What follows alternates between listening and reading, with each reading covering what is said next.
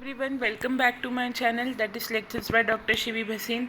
आज हम बिल्कुल एक नया टॉपिक स्टार्ट कर रहे हैं जो कि हमारे बीएससी ऑनर्स बायोटेक के थर्ड सेमेस्टर का एक फुल पेपर है, जेनेटिक्स। ठीक है ना। लेकिन और स्टूडेंट्स भी जो किसी कॉम्पिटिटिव की तैयारी कर रहे हैं, एमएससी बायोटेक के स्टूडेंट्स हैं, एमएससी जूलॉजी के स्टूडेंट हैं, जो बच्चे नेट स्लेट की तैयारी कर रहे हैं, ये जो किसी भी तरह के बायो से जुड़े कॉम्पिटिटिव एग्ज़ाम की तैयारी कर रहे हैं, उन सब के लिए जेनेटिक्स एक बहुत ही इंपॉर्टेंट एस्पेक्ट है। और मैंने इसमें कोशिश करी है कवर करने की, साथ साथ मैं आपको बताती जाऊंगी कि ऑब्जेक्टिव्स किस तरह के आते हैं जेनेटिक्स से रिलेटेड। तो अगर कोई और भी स्टूडेंट इन वीडियोस से बेनिफिट होना चाहे तो वो देख सकता है। बट ये बेसिकली वीडियो जो बनाए जा रहे हैं ये BSc honours biotech third semester के लिए बनाए जा रहे हैं। तो जो स्टैंडर्ड भी होगा नोट्स का वो अकॉर्डिंग टू बीएससी होगा। ठीक है, अब हम पहले स्टार्ट करते हैं।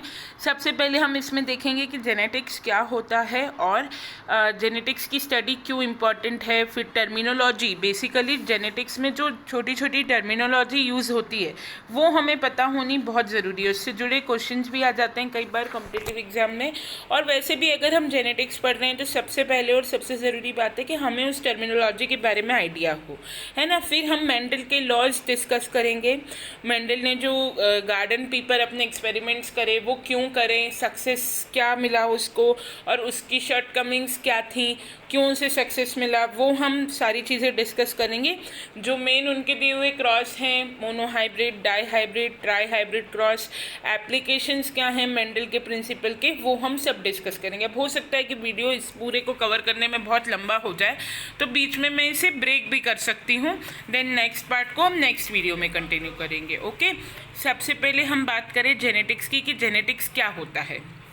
जेनेटिक्स क्या होता है, जो जीन्स की स्टडी होती है ना, उसे जो है हम जेनेटिक्स बोलते हैं, है ना। यहाँ पर एक बात बहुत इम्पॉर्टेंट है कि फादर ऑफ जेनेटिक्स हम जॉर्ज गिगलर मेंडल को मानते हैं, लेकिन जो वर्ड जीन है ये मेंडल ने नहीं दिया था, है ना। ध्यान रखिएगा, ये भी क्वेश्चन आता है। मेंडल ने तो इन्हें फैक्टर्स कहा था, ठीक है। जीन वर्ड जो है ये बैटसन ने दिया था, है ना।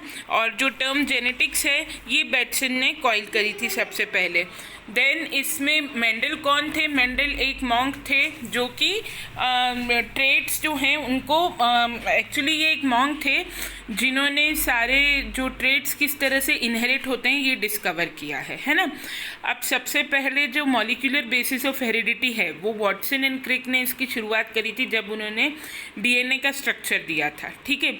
और जो ह्यूमन जीनोम प्रोजेक्ट है उसका धीरे धीरे जो एनालिसिस हुआ वो पूरा डीएनए के स्ट्रक्चर के कारण ही हुआ, ठीक है। देन इसके बाद ये जो कंसेप्ट था जेनेटिक्स का ये बहुत पहले से चल रहा था। मेंडल जो है वो अपना काम, डार्विन जब बहुत फेमस थे, डार्विन जो कि इवोल्यूशन से, सर्वाइवल ऑफ द फिटेस्ट की थ्योरी से फेमस हैं, वो जिस समय बहुत फेमस थे उस समय भी मेंडल अपने काम कर रहे थे। और मेंडल अपनी जो फाइंडिंग्स है उन्होंने कई बार डार्विन को भेजने की कोशिश भी करी, पर डार्विन उन्हें नहीं पहचानते थे। डार्विन क्योंकि बहुत फेमस थे इसलिए मेंडल उन्हें पहचानते थे, पर डार्विन मेंडल को नहीं पहचानते थे। और शायद आप में से बहुत बच्चों को पता भी हो कि मेंडल को पूरी लाइफ में अपने काम का क्रेडिट नहीं मिला। उनका जो काम है उसका इम्पोर्टेंस उनके मरने के बाद ही समझ में आया, ठीक है। तो इस तरीके से जो जेनेटिक्स होता है वो पूरे हमारे जीनोम की, जीन की स्टडी होती है। जीन जो होता है वो क्या होता है पहले ये जानना बहुत ज़रूरी। तो जीन सबसे छोटा फंडामेंटल यूनिट होता है, यूनिट ऑफ हेरिडिटी जिसको हम कहते हैं, जो कि हेरिडिटी कैरेक्टर्स के ट्रांसमिशन के लिए इम्पॉर्टेंट है। और ये जो जीन शब्द है इसे मेंडल ने फैक्टर कहा था, है ना। और जीन्स का जो सेटअप होता है, उसका जो अरेंजमेंट होता है, entire set of genes in an organism, that is known as a genome, ठीक है। तो जीन की स्टडी, पूरे जीन के फंक्शन और इसके स्ट्रक्चर की स्टडी जो है वो जेनेटिक्स कहलाती है, ठीक है। तो ये हुआ एक बेसिक आइडिया। और ये मैं आप लोगों को सबको बहुत बार हमेशा क्लास में भी रिपीट करती हूँ कि जीन होता कहाँ है। सेल के अंदर न्यूक्लियस होता है, न्यूक्लियस के अंदर क्रोमोसोम होता है, क्रोमोसोम के अंदर डीएनए होता है, और डीएनए के अंदर जीन होता है। यानी कि जो जीन होता है वो सबसे छोटा फंडामेंटल यूनिट होता है इनहेरिटेंस का, है ना, जो कि हेरिडिटी कैरेक्टर्स कैरी करने के लिए रिस्पॉन्सिबल हैं, ठीक है। देन एवरी लिविंग थिंग, चाहे प्लांट हो, एनिमल हो या ह्यूमन बीइंग हो, कोई भी हो, वो जीन्स कैरी करता है और उसके जो कैरेक्टर्स हैं वो एक से दूसरे जनरेशन में जीन्स के थ्रू ट्रांसफ़र होते हैं। अब जेनेटिक्स की क्या इंपॉर्टेंस है, क्यों हम जेनेटिक्स पढ़ते हैं, तो ये आपको पहला टॉपिक है, इंपॉर्टेंस ऑफ जेनेटिक्स है, और बेसिक जो टर्मिनोलॉजी है उससे रिलेटेड है आप लोगों के सिलेबस में। तो जेनेटिक्स इसलिए पढ़ते हैं ताकि हम हेरिडिटी की जो साइंस है, हेरिडिटी का मतलब होता है एक जनरेशन से दूसरे जनरेशन में कैरेक्टर्स कैसे ट्रांसफ़र होते हैं, उसको समझ सकें। ठीक है, जेनेटिक्स की ही स्टडी से, जीन्स की स्टडी से हम आइडेंटिफाई कर सकते हैं डिफरेंट जेनेटिक डिजीज़ को और उनके ट्रीटमेंट ढूंढ सकते हैं, है ना। जब तक हमें ये नहीं पता होगा कि कौन सा डिजीज़ जो है वो पर्टिकुलर जीन, उस डिजीज़ के लिए कौन सा जीन रिस्पॉन्सिबल है, तब तक हम उस जीन को रेक्टिफाई नहीं कर सकते, उसकी मॉडलिंग, उसकी जीन थेरेपी नहीं कर सकते हैं, है ना। देन जेनेटिक टेक्नोलॉजी को हम मतलब जेनेटिक टेक्नोलॉजी को एडवांस कर सकते हैं जीन की नॉलेज से। और in addition to health care, genetics has a range of other application. Health care के अलावा जो जेनेटिक्स की स्टडी है वो दूसरे एप्लीकेशंस में भी बेनिफिशियल है, जैसे कि डीएनए फिंगरप्रिंटिंग, जेनेटिक फिंगरप्रिंटिंग, जिससे कि क्रिमिनल्स आइडेंटिफाई करे जा सकते हैं। वो भी तभी पॉसिबल हुई जब हमें जीन्स की स्टडी पूरी अच्छी तरह से हो गई।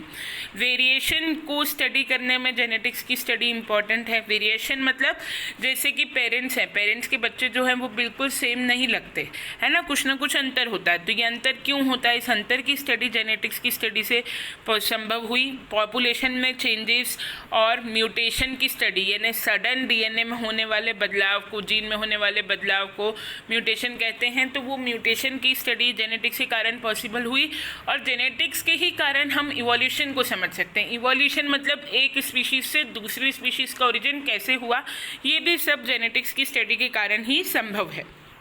अब हम बात करते हैं बेसिक टर्मिनोलॉजी की, जो आपको बेसिकली छोटी छोटी डेफिनेशन के रूप में ऑब्जेक्टिव में भी पूछी जा सकती है आपके बीएससी के पेपर में, और अगर आप कोई भी कॉम्पिटिटिव एग्ज़ाम की तैयारी कर रहे हैं तो उसमें आपको ये ज़रूर आएगी। सबसे पहले हम बात करें जीन की। जीन क्या है, सबसे छोटा सेगमेंट है डीएनए का जो कि स्पेसिफिक कैरेक्टर्स कैरी करने के लिए रिस्पॉन्सिबल है। ठीक है, देन जो एक जीन्स होते हैं उनको बेसिक यूनिट ऑफ हेरिडिटी कहा जाता है। ये स्मॉल सेगमेंट हैं डीएनए का जो कि किसी भी ऑर्गेनिज्म का बायोलॉजिकल कैरेक्टर डिटरमाइन करते हैं। ठीक है, इनका लोकेशन कहाँ होता है, क्रोमोसोम पे। स्मॉल फैक्टर है जो किसी भी ऑर्गेनिज्म का बायोलॉजिकल कैरेक्टर दर्शाते हैं। देन यहाँ पर एक चीज़ दी है, मेंडल ने एलिमेंट आई कहा था, और एलिमेंट और फैक्टर जो वर्ड है ये कॉरिन्स ने दिया था। इस बात को लेकर थोड़ा सा विवाद है, कुछ बुक्स अलग अलग बातें कहेंगी। यदि आप एनसीईआरटी देखेंगे तो वहाँ पर लिखा है कि फैक्टर वर्ड जो है वो मेंडल ने दिया था, है ना। तो मुझे भी अभी तक यही था, पर एक ही रिसेंट इन्फॉर्मेशन मिली है जिसके हिसाब से यहाँ लिखा है कि फैक्टर वर्ड जो है वो कॉरिन्स ने दिया था, लेकिन हो सकता है कि दोनों ने अलग अलग जगह पर दिया हो, लेकिन ज़्यादातर हम जो फैक्टर वर्ड मानते हैं वो मेंडल का ही मानते हैं। तो यदि आपको किसी कॉम्पिटिटिव एग्जाम में ये क्वेश्चन आए कि फैक्टर वर्ड किसने दिया था, तो आप मेंडल पर ही टिक करिएगा। मैक्सिमम बुक्स इंक्लूडिंग एनसीईआरटी और जो भी ऑथेंटिक बुक्स हैं वो यही कहती हैं कि मेंडल ने ही फैक्टर वर्ड दिया था।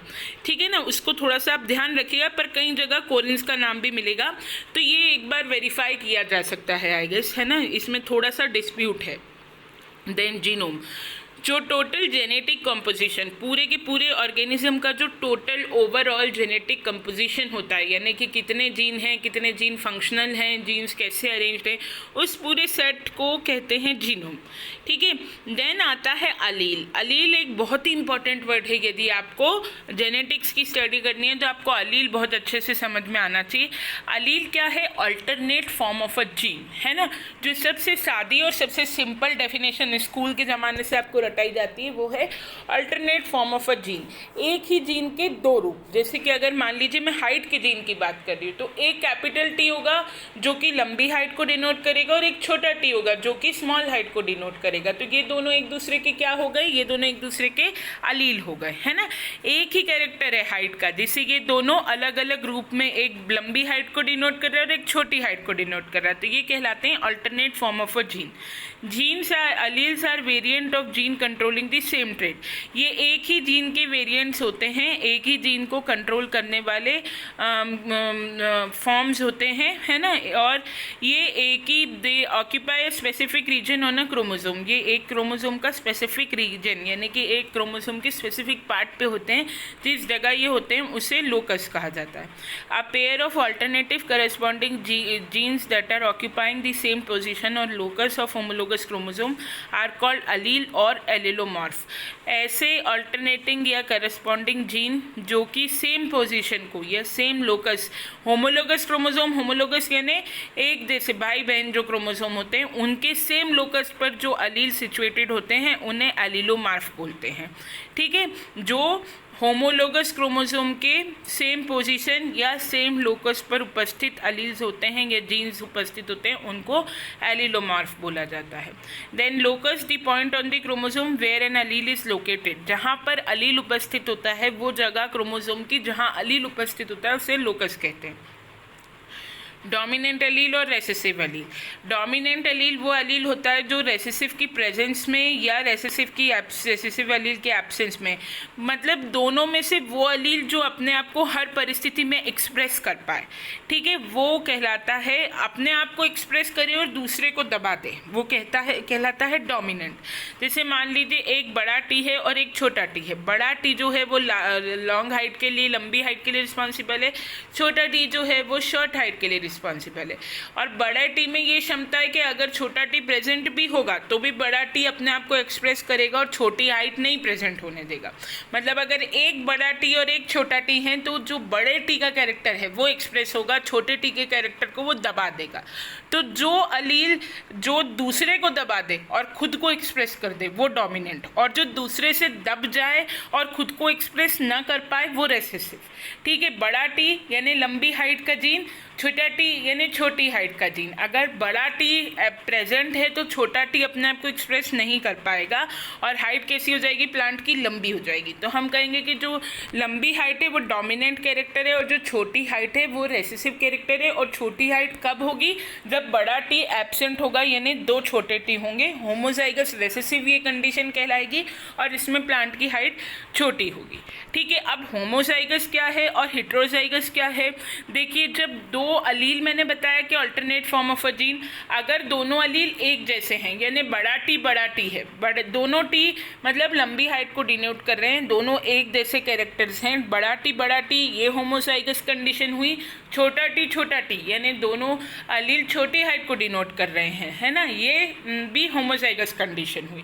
जब दोनों एक जैसे हैं, alternate form of a gene यानी दोनों अलील एक जैसे हैं, बड़े टी हैं तो दोनों बड़े हैं, छोटे टी हैं तो दोनों छोटे हैं, ये होमोजाइगस, होमो का मतलब होता है सेम, ये होमोजाइगस कंडीशन हुई। और अगर एक बड़ा टी एक छोटा टी है यानी एक बड़ी हाइट को डिनोट कर रहा है और एक छोटी हाइट को डिनोट कर रहा है, ये कंडीशन क्या हो गई, हेटेरोजाइगस। इसको हम कहेंगे हेटेरोजाइगस।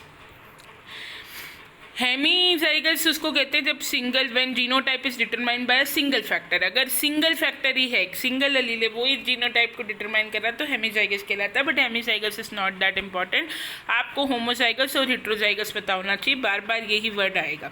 जीनोटाइप किसको कहते हैं, genotype is the genetic expression of an organism. For example, एक बड़ा टी और एक छोटा टी है, ठीक है, यानी बड़ा टी जो है वो बड़ी हाइट को डिनोट कर रहा है, छोटा टी जो है वो छोटी हाइट प्लांट की डिनोट कर रहा है। लेकिन जैसा कि हम जानते हैं कि बड़ा टी जो है यानी लंबी हाइट जो है वो डोमिनेंट है छोटी हाइट के ऊपर, तो ऐसी कंडीशन में हेटेरोजाइगस होने के बाद भी प्लांट की हाइट कैसी होगी, लंबी होगी, क्योंकि एक बड़ा टी है वो डोमिनेंट कैरेक्टर है, वो रेसेसिव को एक्सप्रेस ही नहीं होने देगा, तो प्लांट की हाइट कैसी हो जाएगी, लंबी हो जाएगी।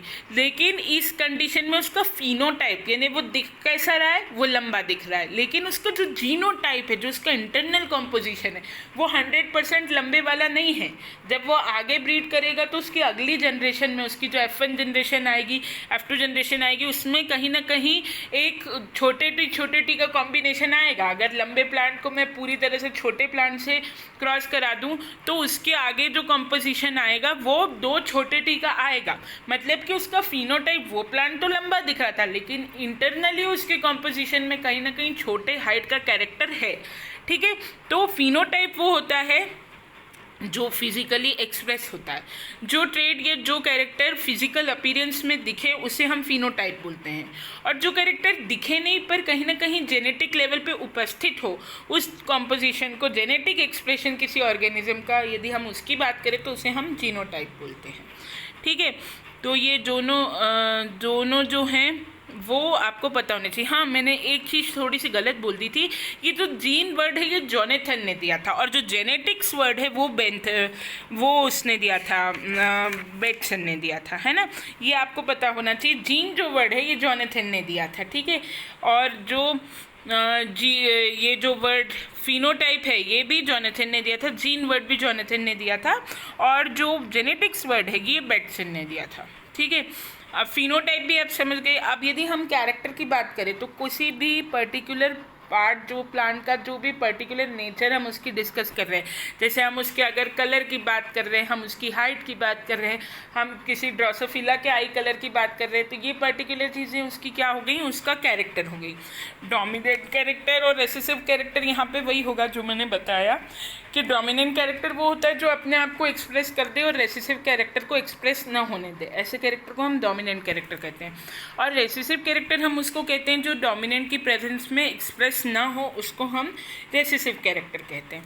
और पेरेंटल जनरेशन, जो फर्स्ट जनरेशन हम क्रॉस कराते हैं, जैसे कि कैपिटल टी ये प्योर डोमिनेंट है, होमोजाइगस डोमिनेंट। इसका क्रॉस अगर हम स्मॉल टी यानी प्योर रेसेसिव से कराते हैं तो ये कंडीशन, ये जो जनरेशन है हमारी, ये पेरेंटल जनरेशन हुई, और इसके क्रॉस से जो जनरेशन आएगी उसको हम फर्स्ट फिलायल जनरेशन या F1 जनरेशन कहेंगे। और फिर F1 जनरेशन की सेल्फ क्रॉसिंग से आएगी जो जनरेशन आएगी उसे हम F2 जनरेशन या सेकेंड फिलायल जनरेशन कहेंगे, ठीक है। फिर हाइब्रिड हम किसको कहते हैं, दो जेनेटिकली डिफरेंट इंडिविजुअल्स के बीच में क्रॉस कराने को। जैसे हमने लिया ना, एक प्योर डोमिनेंट लिया बड़ा टी, और एक प्योर रेसेसिव लिया छोटा टी, तो दो जेनेटिकली डिफरेंट इंडिविजुअल्स के बीच में जो क्रॉस कराते हैं उससे जो रिजल्ट करता है उसको हम हाइब्रिड कहते हैं, और हाइब्रिड बनाने के फिनोमिना को हाइब्रिडाइजेशन कहते हैं। देन एक बहुत इंपॉर्टेंट वर्ड आता है मोनो हाइब्रिड क्रॉस और dihybrid cross. Monohybrid cross हम उस क्रॉस को कहते हैं जब हम एक ही कैरेक्टर कंसीडर करके कोई क्रॉस कराते हैं। जैसे कि मैं दो प्लांट्स का क्रॉस करा रही हूँ जिनका कि मुझे केवल हाइट का कैरेक्टर लेना है, तो मैंने capital T homozygous tall plant लिया और small T homozygous recessive plant लिया। मैंने केवल एक कैरेक्टर को कंसीडर किया, तो इस तरह का क्रॉस क्या कहलाएगा, मोनो हाइब्रिड क्रॉस। लेकिन अगर ऑन दी कॉन्ट्ररी मैं ये देखूँ कि प्लांट का सीड का शेप कैसा है, राउंड है, और कलर कैसा है, येलो, और इसका क्रॉस मैं करा रही हूँ ऐसे प्लांट के साथ जिसका जो सीड है वो रिंकल्ड है और कलर कैसा है, ग्रीन, यानी मैं एक राउंड और येलो प्लांट का जो क्रॉस है वो ग्रीन और रिंकल्ड प्लांट से करा रही हूँ। मैंने दो कैरेक्टर यहाँ कंसिडरेशन में ले लिए, कौन कौन से, एक तो सीड का शेप ले लिया और एक सीड का कलर ले लिया। तो जब मैंने दो कैरेक्टर कंसीडर करके क्रॉस कराया तो ये डाई हाइब्रिड क्रॉस कहलाएगा। और पॉली हाइब्रिड, ट्राई हाइब्रिड में हम ऐसे ही तीन कैरेक्टर ले लेंगे, तीन कैरेक्टर कंसीडर करके जब क्रॉस कराया जाता है तो वो ट्राई हाइब्रिड कहलाता है, और पॉली हाइब्रिड में उससे भी ज़्यादा कैरेक्टर्स कंसीडर किए जा सकते हैं। ओके, देन फिलायल जनरेशन मैंने आपको बता ही दिया। पेरेंट जनरेशन की क्रॉसिंग से जो फर्स्ट जनरेशन आती है उसे हम कहते हैं फर्स्ट फिलायल जनरेशन या F1 जनरेशन, और F1 जनरेशन की सेल्फ क्रॉस से जो दूसरी जनरेशन आती है उसको हम कहते हैं F2 जनरेशन, ठीक है। अब pure line, it is the variety line which is homozygous in condition and it is called true breeding variety. ये जो है ये होमोजाइगस कंडीशन की होती है और ये ट्रू ब्रीडिंग वेराइटी कहलाती है, ठीक है। देन रेसिप्रोकल क्रॉस जो है, रेसिप्रोकल क्रॉस किसको कहते हैं, दो reciprocal cross means that the same two parents are used in two experiments in such a way that in one cross, one individual is used as a female parent and the other as a male parent, and second cross same genotype sexes are reversed। देखो reciprocal cross एक ऐसे cross को कहते हैं कि एक cross में जो एक पेरेंट है उसका फीमेल वर्जन लेके आपने क्रॉस कराया और दूसरे क्रॉस में उसी पेरेंट का आप मेल ले लेंगे और जिसका मेल लिया था उसका फीमेल ले लेंगे, यानी सेक्सेस रिवर्स करके क्रॉस कराना, ठीक है। एक क्रॉस जो आपने कराया उसमें ए अगर मेल था और बी फीमेल थी, तो एक क्रॉस तो आपने ए का मेल ले लिया और बी की फीमेल लेके क्रॉस करा दिया, और दूसरे क्रॉस में आप ठीक सेक्सेस के मामले में इसका उल्टा कर देंगे, यानी बी का मेल और ए की फीमेल लेके क्रॉस कराएंगे। तो इस तरीके का क्रॉस रेसिप्रोकल क्रॉस कहलाता है, और ये इसलिए किया जाता है to find out whether both parents are making equal contribution और नॉट, और ये देखने के लिए कि दोनों पेरेंट्स इक्वल कंट्रीब्यूशन कर रहे हैं कि नहीं, ये क्रॉस कराया जाता है। देन बैक क्रॉस, जैसा कि नाम ही बता रहा है कि जो F1 जनरेशन आती है, जब उसको हम किसी भी पेरेंट जनरेशन से वापस से क्रॉस कर देते हैं तो उसको बैक क्रॉस करते हैं, है ना। बैक क्रॉस का मतलब है कि F1 जनरेशन का पेरेंट जनरेशन से फिर से क्रॉस करा देना, फिर क्रॉस करा देना कहलाता है back cross.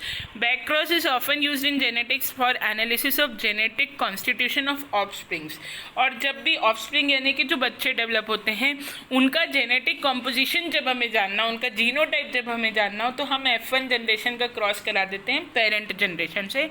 Either of parent से करा सकते हैं, किसी भी पेरेंट से बैक क्रॉस कराया जा सकता है। बैक क्रॉस और टेस्ट क्रॉस, ये दो इंपॉर्टेंट वर्ड्स हैं, ध्यान रखिएगा। F1 जनरेशन का किसी भी पेरेंट से क्रॉस कराना बैक क्रॉस कहलाता है, और टेस्ट क्रॉस होता है F1 जनरेशन का रेसेसिव पेरेंट से क्रॉस कराना, ठीक है। F1 जनरेशन का प्योरली जो होमोजाइगस रेसेसिव पेरेंट है उससे क्रॉस कराना टेस्ट क्रॉस कहलाता है, ठीक है। और ये भी डिटरमाइन करने के लिए, जीनोटाइप डिटरमाइन करने के लिए ये क्रॉस कराया जाता है, ठीक है। It is done to determine the genotype of the particular generation, ठीक है। और test cross is conducted to know whether an individual is homozygous और हेट्रोजाइगस, ये जानने के लिए कराया जाता है कि जो इंडिविजुअल है वो होमोजाइगस है या हेट्रोजाइगस है ना। अगर इंडिविजुअल जो है वो होमोजाइगस डोमिनेंट है तो जो बच्चे प्रोड्यूस होंगे दे विल बी 100% डोमिनेंट, और अगर जो इंडिविजुअल है वो हेट्रोजाइगस है तो जो किड्स प्रोड्यूस होंगे वो 50% रेसेसिव इन नेचर होंगे। नेक्स्ट है पुनेट स्क्वायर। पुनेट स्क्वायर बहुत इंपॉर्टेंट है, टर्मिनोलॉजी भी बहुत इंपॉर्टेंट है ना। Punnett square is a procedure, एक मिनट देखते हैं। For situation involving 1 or 2 genes it is possible to write down all the gametes and combine them systematically to generate the array of zygotic genotype, है ना। सारे हम देखिए, ये मैं सीधे आपको कैरेक्टर से डिस्क्राइब कर देती हूँ। यहाँ मैंने एक टॉल प्लांट लिया और एक शॉर्ट प्लांट लिया, है ना। तो जो गैमेट्स बने, एक ही कैरेक्टर था मेरा, तो जो गैमेट्स बने वो बड़ा टी और छोटा टी बने। अब मैंने इसमें जो सेल्फ क्रॉस स्टेप कराया तो मुझे क्या कॉम्पोजिशन मिला, 3 इसमें आप देख सकते हैं कि 3 ऐसे पेयर हैं जिसमें बड़ा टी है और एक ऐसा है जिसमें रेसेसिव कंडीशन है, यानी 2 छोटे टी हैं। तो आप ये देख पा रहे हैं कि यहाँ पे जो टॉल प्लांट है वो 3 होंगे और जो एक होगा वो शॉर्ट प्लांट होगा, ठीक है। तो इस तरह से ये जो स्क्वायर यहाँ पर क्रिएट हुआ है इसको पुनेट स्क्वायर बोलते हैं। ये आरसी पुनेट ने डिस्कवर करा था। किसी भी क्रॉस का आउटकम, किसी भी क्रॉस के रिजल्ट्स क्या होंगे ये कैसे पता करें, इसके लिए उन्होंने एक पुनेट स्क्वायर का मेथड दिया था जिससे हम स्क्वायर में एक एक क्रॉस का रिजल्ट लिख सकते हैं, ठीक है। और इस तरह से उन्होंने पुनेट स्क्वायर की डिस्कवरी करी थी। और यहाँ आप ये भी देख सकते हैं कि मोनो हाइब्रिड क्रॉस का जो रेशो यहाँ पे आपको दिख रहा है, 3 लंबे प्लांट दिख रहे हैं और एक छोटा प्लांट दिख रहा है। तो मोनो हाइब्रिड क्रॉस का रेशो भी हम यही समझ सकते हैं कि 3:1 होगा, यानी 3 में डोमिनेंट कैरेक्टर एग्जिबिट होगा और 1 में आपका रेसेसिव कैरेक्टर एग्जिबिट होगा। अब हम यही देख लेते हैं लाइफ हिस्ट्री जो मेंडल की है, वो भी हम यही देख लेते हैं कि जो गिगलर जॉर्ज मेंडल थे वो एक ऑस्ट्रियन मॉन्क थे जो कि फादर ऑफ जेनेटिक्स के नाम से जाने जाते हैं। और इनका जो काम है वो मिड ऑफ 19th सेंचुरी में रहा है। और जैसा कि मैंने बताया कि मेंडल को अपनी पूरी ज़िंदगी में उनके काम का क्रेडिट नहीं मिला था, इनका जो काम है वो इनके मरने के बाद फेमस हुआ था, ठीक है। सेंट थॉमस ब्रिंच में चेक रिपब्लिक में इन्होंने मोनेस्ट्री में पहले काम किया था और वो मोनेस्ट्री का जो गार्डन था उसके भी इंचार्ज थे और इन्होंने काफ़ी एक्सपेरिमेंट्स वहाँ पर कंडक्ट किए। इन्होंने एक्सपेरिमेंट्स परफॉर्म किए with several species of garden plants की कई स्पीसीज के साथ इन्होंने एक्सपेरिमेंट्स परफॉर्म किए। And even he tried and performed some experiments with honey bee के साथ भी करे। हाउएवर उन्होंने फिर पी प्लांट को सिलेक्ट किया 1864 में और उन्होंने 1865 में अपने जो रिजल्ट्स हैं वो प्रेजेंट करे, ठीक है। Unfortunately this paper remains unknown till 1900 when it was rediscovered by 3 botanists, Hugo de Veris in Holland, Karl Collins in Germany and even Erich von Tschermak in Austria. Hugo de Vries का जो नाम है वो बहुत important है यहाँ पर, बहुत बार ऑब्जेक्टिव में भी पूछा जाता है, याद रखिएगा इस नाम को। यूगो डी वेरिस इस पेपर से भी इसलिए कनेक्टेड थे और फेमस भी इसलिए हैं क्योंकि वो म्यूटेशंस की जो डिस्कवरी हुई थी, म्यूटेशन जो शब्द था और म्यूटेशन की जो डिस्कवरी करी थी वो इन्होंने ही करी थी। म्यूटेशन से रिलेटेड ये नाम है यूगो डी वेरिस। ठीक है, तो इनका नाम आप याद रखिएगा। अब सवाल उठता है, यदि हम मेंडल के एक्सपेरिमेंट की बात करें तो हमको सबसे पहले ये देखना है कि उन्होंने गार्डन पी जो है वो क्यों सिलेक्ट करा था। ठीक है, गार्डन पी या पाइसम सटिवम ये उन्होंने इसलिए लिया था क्योंकि ये आराम से, उनकी सक्सेस का भी यही कारण था कि उन्होंने पाइसम सटिवम लिया था, क्योंकि ये आराम से ग्रीन हाउस इफेक्ट देख के पॉट्स में, घरों में ग्रो किया जा सकता था। ये जो रिप्रोड्यूस करता था बड़ा क्विकली करता था। इसके जो फ्लावर्स थे वो बाइसेक्सुअल थे एंड दे कैन रिप्रोड्यूस 100, बहुत सारे ऑफस्प्रिंग्स ये प्लांट बना सकते थे। सेल्फ पॉलिनेशन ये कर सकते थे, है ना। और पोलन ग्रेन्स को ये इसके जो पोलन ग्रेन्स हैं वो स्केप इतनी आसानी से नहीं करते थे। सेल्फ पॉलिनेशन इसमें हो सकता था। He choose the plant which have 7 contrasting characters, और उन्होंने ऐसे प्लांट सिलेक्ट किए थे जिनके 7 कंट्रास्टिंग कैरेक्टर्स थे। ये भी उनके सक्सेस का रीज़न था। कौन कौन से उन्होंने कैरेक्टर लिए थे? एक तो ग्रे और राउंड सीड का फॉर्म लिया था, कॉटिलिडॉन येलो लिए थे, है ना। वाइट कलर का फ्लावर लिया था, वाइट वायलेट, है ना। फुल फॉर्म का जो पॉट है वो लिया था, ग्रीन और येलो। देन जो स्टेम थी उसका प्लेस एक्सेल पॉट था और उसकी जो लेंथ थी वो 6 to 7 थी। ये उनके 7 कैरेक्टर, बस बेसिक कैरेक्टर हमें पता होने चाहिए कि कौन कौन से उन्होंने कैरेक्टर लिए थे। और ज़्यादातर जो कैरेक्टर थे इसके ये 4th लिंकेज ग्रुप पर, जो 4th लिंकेज ग्रुप होता है वहाँ पर 4th ग्रुप पर प्रेजेंट थे, है ना। यही कारण भी था, अभी आगे हम बात करेंगे कि इनको लिंकेज की प्रॉब्लम नहीं आई। इनका जो लॉ है वो, अच्छा आगे मैं समझाऊंगी, अभी आपको बताऊंगी तो आप कंफ्यूज हो जाएंगे। देखिए, the reasons for Mendel's success के क्या क्या कारण थे। Mendel studied the inheritance of 1 character at a time unlike his predecessors who considered the organism as a whole. इन्होंने केवल एक कैरेक्टर एक टाइम पे स्टडी किया था, है ना। And he carried out experiments up to F2 and F3 generation. इन्होंने जो F2 और F3 जनरेशन तक पूरे कैरेक्टर्स को स्टडी किया था। इन्हें एक एक कैरेक्टर को इत्मीनान से 2 या 3 जनरेशन तक स्टडी किया था, तो इसलिए इनको अच्छे रिजल्ट मिले। और स्टैटिस्टिक्स में इनकी नॉलेज काफ़ी थी, जिससे कि ये स्टैटिस्टिकल फाइंडिंग से जोड़ पाए। स्टैटिस्टिक्स आपको पता है ना, इंपॉर्टेंट इसीलिए होता है कि रिसर्च के लिए स्टैटिस्टिक्स की नॉलेज बहुत ज़रूरी है। जो आप रिजल्ट ला रहे हैं उसका इंटरप्रिटेशन अगर आप सही नहीं करेंगे तो आपकी रिसर्च ज़ीरो हो जाएगी। तो इन्होंने वो इंटरप्रिटेशन अपनी स्टैटिस्टिक्स की नॉलेज के कारण बिल्कुल सही किया। Then he grew pure lines, उन्होंने सेपरेट पॉट में प्योर लाइन्स जो हैं वो ग्रो करी और एक्सपेरिमेंट्स कंडक्ट करे, है ना। Then the parent plants undergoing crossing belong to pure line and had sharply visible contrasting character. जो पेरेंट लाइन थी वो इनकी प्योर लाइन थी और कंट्रास्टिंग कैरेक्टर्स उसमें बिल्कुल शार्पली अलग से दिख पा रहे थे, इसलिए भी उन्हें सक्सेस मिला। ही सिलेक्टेड जेनेटिकली प्योर प्लांट्स, इन्होंने जो अपने एक्सपेरिमेंट के लिए प्लांट सिलेक्ट किए वो जेनेटिकली प्योर प्लांट थे। इनका जो पहला क्रॉस है आप हमेशा देखेंगे प्योर होमोजाइगस डोमिनेंट और प्योर होमोजाइगस रिसेसिव के बीच में दिखता है। बड़ा टी इज क्रॉस्ड विद छोटा टी। बड़ा T is a homozygous dominant plant and छोटा T is a homozygous recessive plant. Then all his genetical experiments were conducted with uttermost care and meticulous planning. जो भी उन्होंने experiments conduct किए वो care और planning से conduct किए, ठीक है। Then Mendel's law of inheritance, अब इन्होंने जो एक्सपेरिमेंट्स किए उसके जो रिजल्ट आए उसके बेसिस पे इन्होंने लॉ क्या क्या दिए। अब जो लॉ इन्होंने सबसे पहला दिया वो था प्रिंसिपल ऑफ डोमिनेंस, और दूसरा दिया प्रिंसिपल ऑफ सेग्रीगेशन, और जो तीसरा दिया वो था प्रिंसिपल ऑफ इंडिपेंडेंट असॉर्टमेंट। मैं सीधी भाषा में मोनोहाइब्रिड क्रॉस के एग्जांपल से तुम्हें लॉ ऑफ डोमिनेंस समझाती हूँ। लॉ ऑफ डोमिनेंस बहुत सीधी सी बात कहता है कि अगर 2 कैरेक्टर हैं, अगर कोई हम क्रॉस कराएं प्योरली होमोजाइगस डोमिनेंट और प्योरली होमोजाइगस रेसेसिव के बीच, तो उससे हमें जो F1 जनरेशन होगी उसमें क्या मिलेगा, ये देखो, इन्होंने बड़ा टी और छोटा टी में क्रॉस कराया तो गैमेट क्या बने, बड़े टी में से एक बड़ा टी आ गया, छोटे टी में से एक छोटा टी आ गया। क्रॉस करा तो क्या बना, बड़ा टी छोटा टी, यानी जो F1 जनरेशन आई उसके अंदर सबके अंदर पूरी जनरेशन क्या है, पूरी जनरेशन बड़े टी वाली है, यानी फिनोटिपिकली सब लंबी हाइट के हैं, लेकिन जीनोटिपिक बात करें तो सब में एक एक छोटा टी पाया जाएगा, है ना। अब इस F1 जनरेशन की यदि हम मेटिंग करेंगे, बड़ा टी और छोटा टी का ये जो कॉम्बिनेशन है, capital T small T into capital T small T, self cross करेंगे तो हमें 3:1 का रेशो मिलेगा F1 जनरेशन में, यानी 3 लंबे प्लांट मिलेंगे और एक छोटा प्लांट मिलेगा। ठीक है, तो ये इनका था कि इनका जो फर्स्ट लॉ था वो था लॉ ऑफ डोमिनेंस, यानी जो डोमिनेंट कैरेक्टर होगा वो F1 जनरेशन में 100% डोमिनेट कर जाएगा, और जब भी डोमिनेंट कैरेक्टर प्रेजेंट होगा वो रेसेसिव कैरेक्टर को दबा देगा। जहाँ भी कहीं बड़ा टी है, छोटा टी अपने आप को एक्सप्रेस नहीं कर पाएगा। छोटा टी सिर्फ अपने आप को तब एक्सप्रेस कर पाएगा जब बड़ा टी नहीं होगा, ठीक है ना।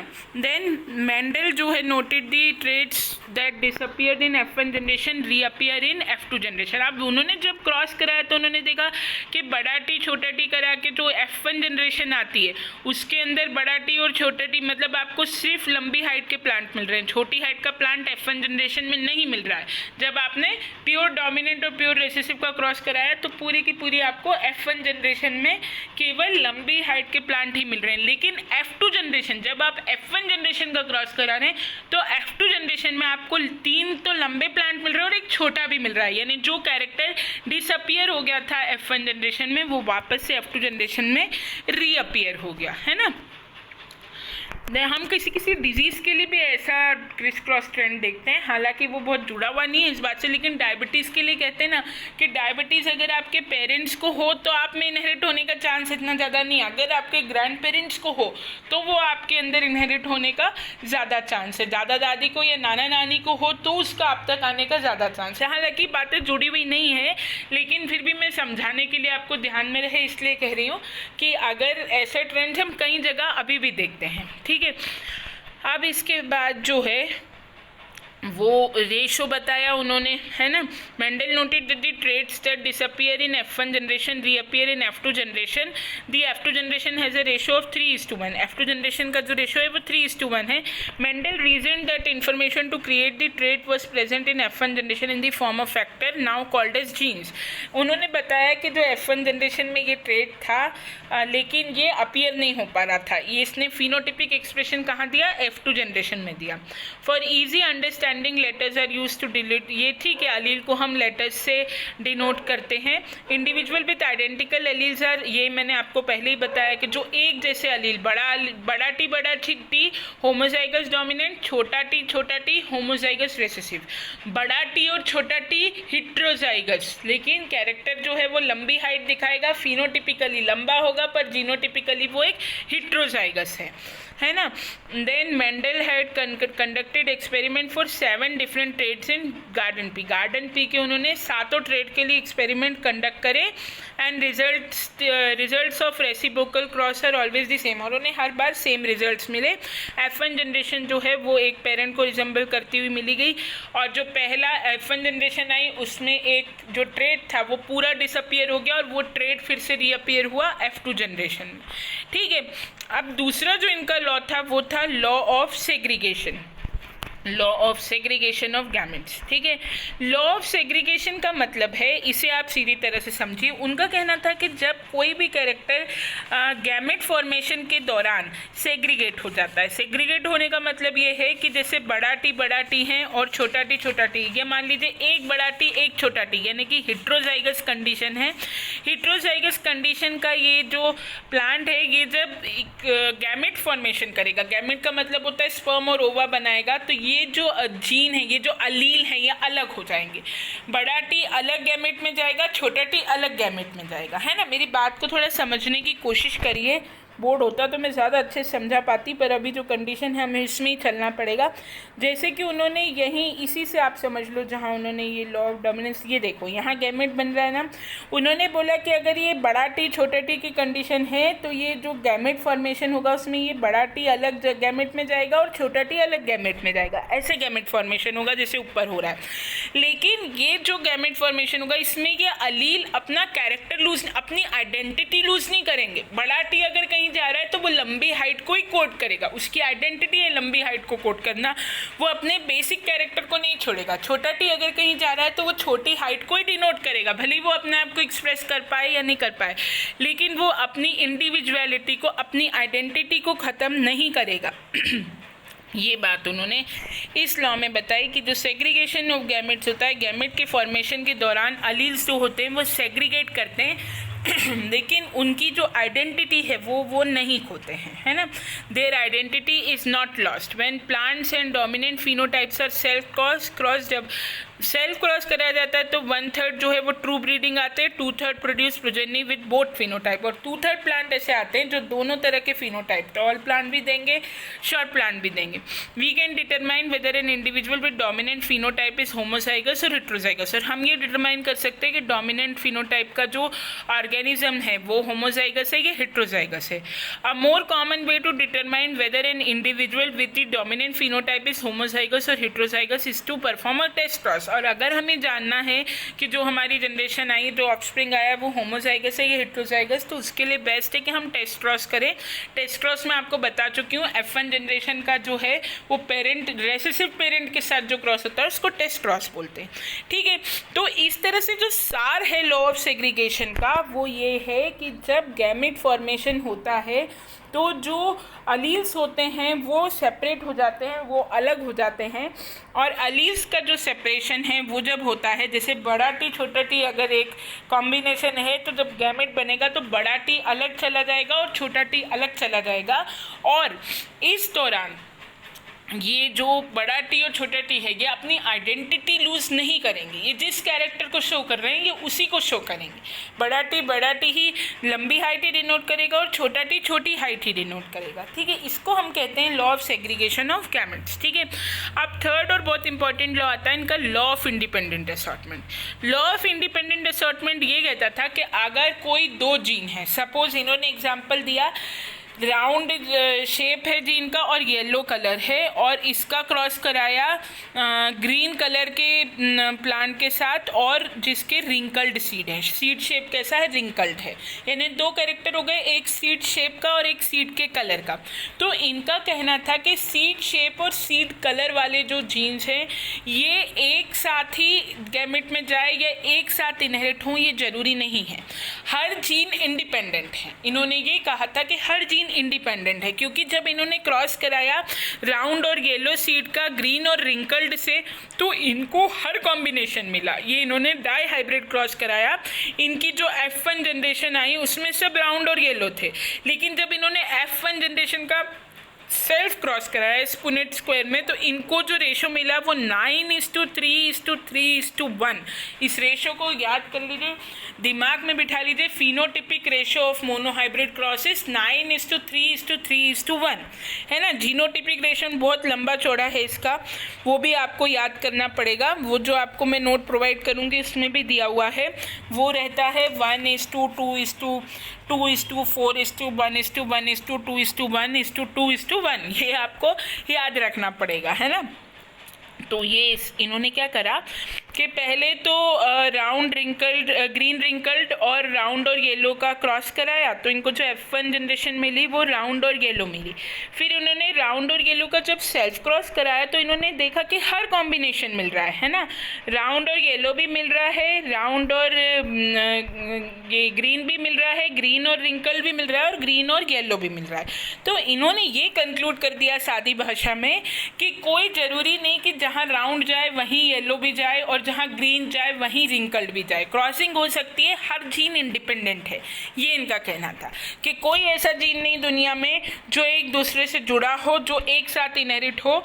और इन्होंने ये कहा था कि हर जीन इंडिपेंडेंट है और इंडिपेंडेंटली ही ट्रांसफ़र होता है एक जनरेशन से दूसरे जनरेशन में, ठीक है। लेकिन ये तो इन्होंने मोनोहाइब्रिड करके प्रूव भी कर दिया। अब ये इसलिए ये प्रूव कर पाए कि इन्होंने जो जीन्स लिए थे, सिलेक्ट किए थे इनके एक्सपेरिमेंट में, वो लिंक्ड जीन्स नहीं थे। इनका ये थ्योरी, इनका ये लॉ बाद में गलत प्रूफ होगा और इसको गलत प्रूफ किया किसने? मॉर्गन की, ये जो बेटसन एंड पुनेट की कपलिंग रिपल्शन थ्योरी ने, और उसके बाद लिंकेज की पूरी डिस्कवरी ने। लिंकेज यही कहती है कि जो लिंक्ड जीन्स होते हैं they have the tendency to remain together during the process of crossing over. ये बात हम अगले टॉपिक में करेंगे जब हम लिंकेज पढ़ेंगे। लेकिन इनका ये जो लॉ था ये गलत प्रूफ हो गया। दुनिया में ऐसे जीन होते हैं जो एक दूसरे के साथ ही इनहेरिट होते हैं, जिनको लिंक्ड जीन्स कहा जाता है।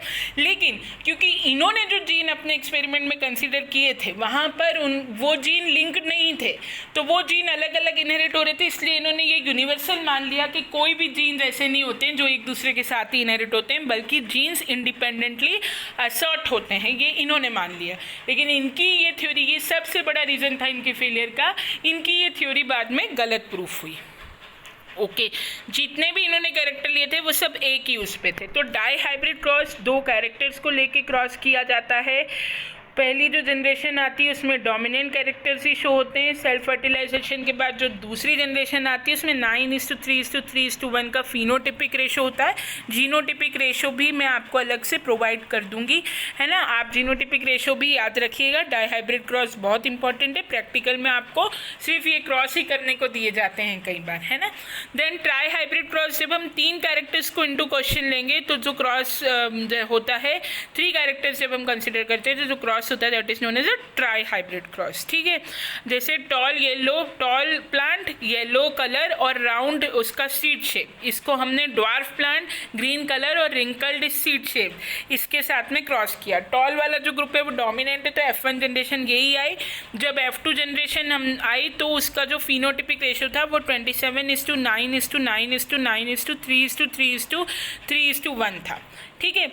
ये आप ध्यान रखिएगा। दोनों के मैं आपको जीनोटिपिक फिनोटिपिक रेशियो अलग से प्रोवाइड कर दूंगी। फिनोटिपिक तो इसमें दिए हैं, जीनोटिपिक जो है वो रह गए हैं, तो मैं अलग से प्रोवाइड कर दूंगी आपको, ध्यान रखिएगा बस इसका। अब एप्लीकेशन क्या थी? मेंडल के जो प्रिंसिपल थे उससे हम क्रॉस का आउटपुट प्रिडिक्ट कर सके। मेंडल ने जो डोमिनेंस का लॉ है वो बताया। उन्होंने ये बताया कि F1 जनरेशन में जो कैरेक्टर्स डिसअपियर होते हैं वो F2 में अपीयर हो जाते हैं। इन सब जगहों पे तो मेंडल बिल्कुल सही थे। केवल उनसे गड़बड़ कहाँ हुई? ये बोलने में कि जो जीन्स होते हैं वो सदैव इंडिपेंडेंटली ही असॉर्ट होते हैं, ये कोई ज़रूरी नहीं है। लिंकेज ने इस बात को गलत प्रूफ कर दिया। जो लिंक्ड जीन्स होते हैं वो इंडिपेंडेंटली असॉर्ट नहीं होते, बल्कि पेयर में एक दूसरे के साथ ही क्रॉसिंग ओवर के दौरान भी एक दूसरे के साथ ही रहते हैं।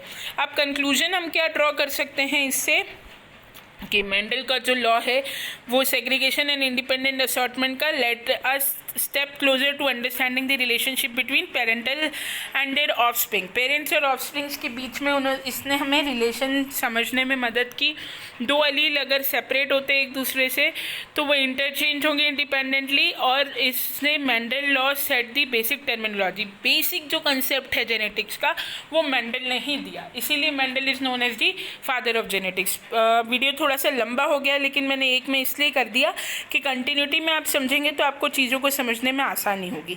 आई होप आपको टॉपिक समझ में आया होगा। अगर कहीं भी आपको कोई भी कन्फ्यूजन है तो आप कंसल्ट करें, फीडबैक दें अपना और अपनी डिफ़िकल्टी पूछें। Thank you very much.